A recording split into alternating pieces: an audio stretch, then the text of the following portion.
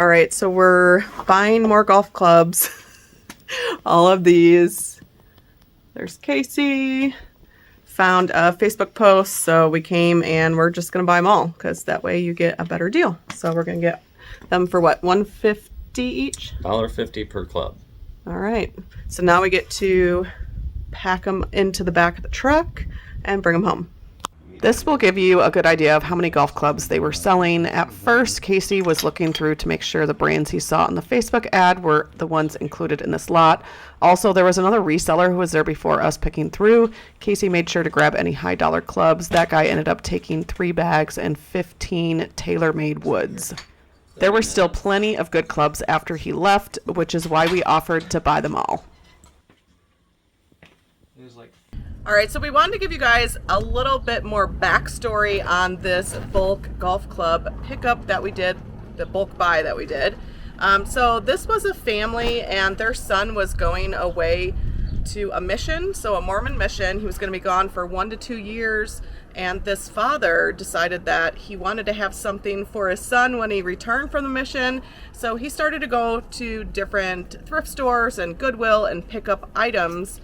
And when Casey found the Facebook Marketplace post about it, he could tell that this guy really looked at the clubs and knew what he was looking for. Yeah, so primarily it's like Ping, Titleist, Callaway, a lot of Adams clubs, Cobra. But yeah, he had gone to garage sales and Goodwills and actually, hunted these out a little bit, if you will. And so made us confident in what we're going to buy. I mentioned before that, when we were actually there at the house and looking at the clubs, they were going to sell them to us for $1.50 a piece. We started counting them, got to about 900 clubs, and that kid was like, this is taking way too long. We counted about 900, looked at what was left, and there was probably at least 2 times the amount of clubs that were left. I think he had to go somewhere that night, and so he was like, can I call my dad, see if he'll do some sort of, amount that you guys can pay for everything, and then we don't have to count them. You guys can just take them and just be done with it. They came back with $1,800, which at 900 clubs at $1.50 a piece was $1,350. So that was all the other clubs plus the golf bags, barrels that the golf clubs were being stored in. Yeah. They actually gave those to us along with a couple pull carts. So we thought we were getting a pretty good deal.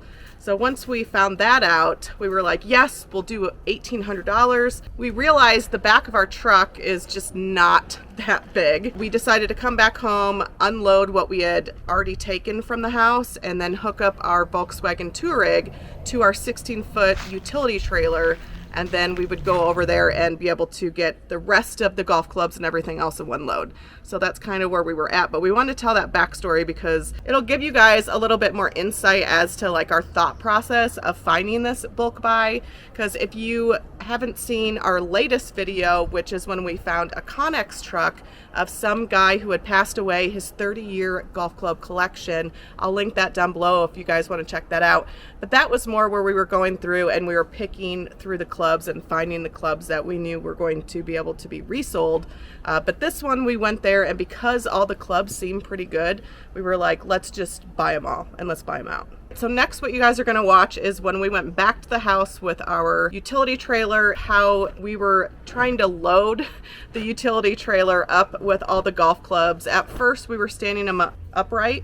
Yeah. And then we realized that that was not going to be a good way to transport them. So then we ended up laying them all flat. But you guys will see, get a good idea. It took us about an hour to go through all of those clubs, take them from the backyard, move them onto our utility trailer, and then transport them home. We were about, I'd say 35 minutes from there is where we live. So it really wasn't that far of a drive. It just was kind of a pain to have to move them all from the backyard to the utility trailer. First, we started moving all of these golf bags. There were a lot of loose clubs that were kind of spread out on the ground, which we took those and tried to fill the golf bags as much as we could because we knew that that would help get them loaded onto the truck easier. As you can see, it is starting to get dark, which we were kind of in a hurry to make sure that we got everything out there so we wouldn't be moving everything in the dark. Luckily, we brought our dolly. That way We could use the dolly to move the drums of golf clubs pretty easy. They were very, very heavy, and they were completely stuffed with golf clubs. So luckily our utility trailer folds down in the back, and that makes it easy to be able to put these on the utility trailer.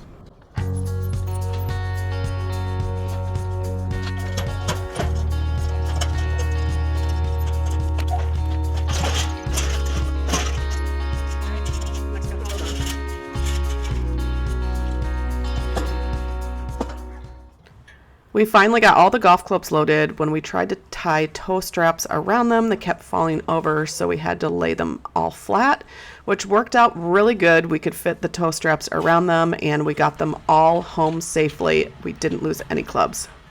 When we got home, it was pretty late, and we were really tired from moving all the golf clubs, so we decided to wait until morning to start unloading the golf clubs. What we were doing was unloading all the loose ones first, and then we started unloading all of the bags. We were keeping all of our golf clubs underneath our covered patio just to keep them out of the sun. So this was just an easy way to put them and store them. Our patio is getting pretty full from all these golf clubs. What are you doing right now? I'm getting ready to sort through all these and get them lined up and counted. Unfortunately, this bag just broke because there was too many clubs in it, so I'm thinking I need to take a lot of these clubs out before I move too many bags. So it's not supposed to rain for like a week, so I'm thinking about maybe lining them up against the wall, but or laying them on the picnic table. Haven't decided yet. I need some way I can see the manufacturer and the model and everything, so I can start grouping them in sets, because that's why I plan on selling most of them.